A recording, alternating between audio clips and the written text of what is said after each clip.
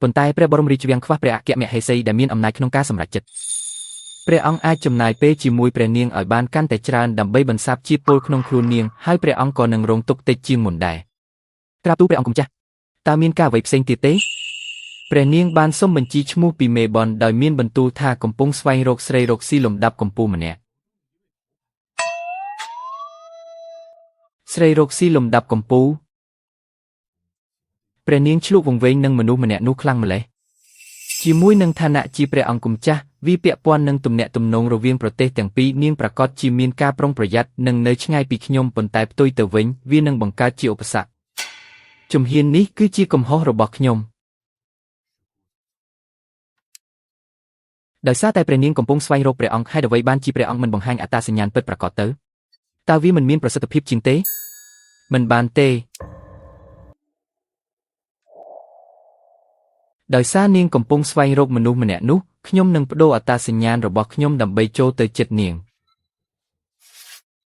ព្រះអង្គចង់បន្ទាបខ្លួនជាព្រះអង្គគុំចាស់ដើម្បីដើរតួជាជនសាមញ្ញម្នាក់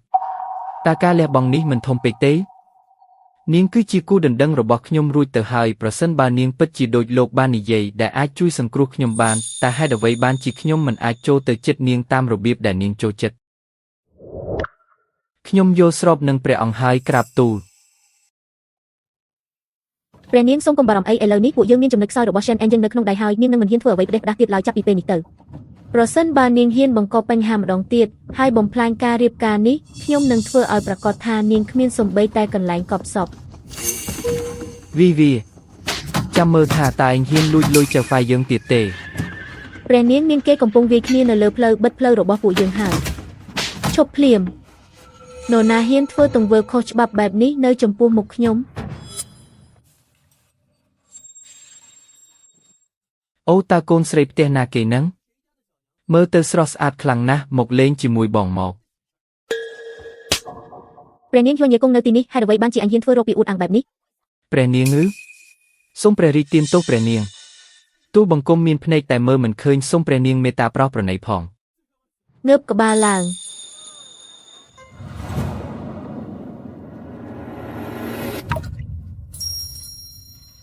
តើឯងមិនអីទេអរព្រះគុណព្រះនាងមនុស្សដែលខ្ញុំកំពុងស្វែងរកនៅក្នុងផ្ទះបនបែរជាត្រូវគេវាយនៅទីនេះទៅវិញហើយគាត់ថែមទាំងដឹងថាខ្ញុំជាព្រះនាងទៀតថាតើហេតុអ្វីបានជាឯងវាយគាត់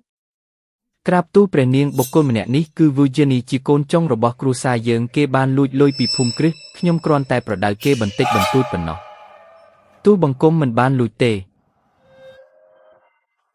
លោកឪពុកមានការលំអៀងគឺមានលោកម្ចាស់ចិត្តធម៌ម្នាក់បានប្រគល់ប្រាក់ 10,000 ដំឡឹងមកឲ្យទូលបង្គំដើម្បីឲ្យទូលបង្គំអាចទិញថ្នាំព្យាបាលម្ដាយដែលកំពុងឈឺធ្ងន់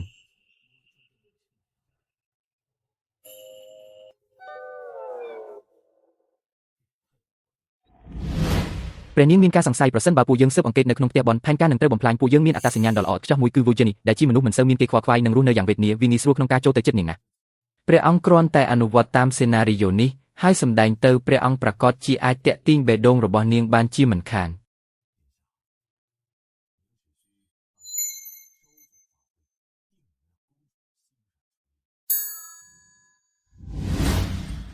សម្ដីផ្ដេសផ្ដាសម្ដាយរបស់ឯងគ្រាន់តែជាស្រីបម្រើម្នាក់ប៉ុណ្ណោះប្រសិនបើមិនបានលួចទេតើឯងបានប្រាក់ 10,000 ដំឡឹងពីណាមកព្យាបាលនាងតើខ្ញុំអនុញ្ញាតឲ្យឯងនិយាយពីពេលណាផ្ទះកំភ្លៀងវាព្រះនាងមិនបានអនុញ្ញាតឲ្យឯងនិយាយទេហេតុអ្វីបានជាឯងហ៊ានកាត់សម្ដីព្រះនាងផ្ទះកំភ្លៀងមាត់ខ្លួនឯងភ្លាមជាកូនចុងដែលមិនសូវមានគេស្រឡាញ់នេះគឺស្របនឹងទម្រង់តួអង្គយ៉ាងល្អឥតខ្ចោះមិនឆ្ងល់ទេដែលគាត់ខុសប្លែកពីស្រីរកស៊ីទាំងនោះគាត់ពិតជាកូនប្រុសអភិជនម្នាក់ដែលធ្លាក់ខ្លួនក្រពិតមែន